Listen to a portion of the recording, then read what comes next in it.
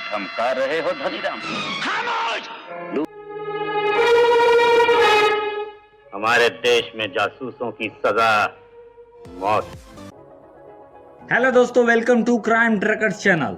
दोस्तों, आज हम बात करने वाले हैं भारतीय सिनेमा के दिग्गज कलाकार प्राण साहब के बारे में, जिन्हें बॉलीवुड जगत विलेन ऑफ मिलेनियम कह के संबोधित करता है। दोस्तों, आज हम जानेंगे प्राण साहब के बारे में कुछ अमेजिंग फैक्ट। तो चलिए शुरू करते हैं।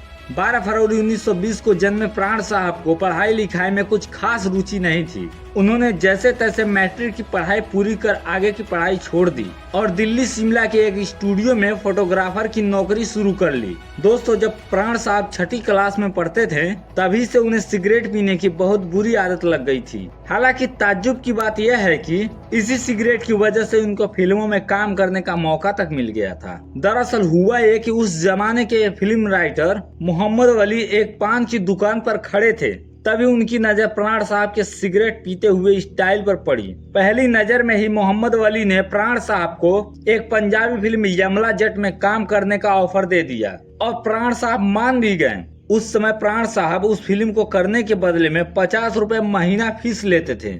दोस्तों, प्राण साहब को विलेन का रोल करना काफी पसंद था। प्राण साहब अपने रोल में इस कदर डूब जाते कि बहुत से लोग उनको असल का गुंडा, मवाली, लफंगा बुलाते थे। लेकिन असल जिंदगी में प्राण साहब ने बहुत से अनाथ आश्रम और वृद्धाश्रम में अपने पैसों से उनकी मदद किया करते थे। प्राण साहब ने शहीद और उपकार फिल्म में पॉजिटिव रोल भी किए, जिन्हें काफी पसंद किया गया। दोस्तों, प्राण साहब के पास एक लाल रंग का तांगा था, जिसे प्राण साहब कभी कभी खुद दौड़ाकर खुश हो जाया करते थे।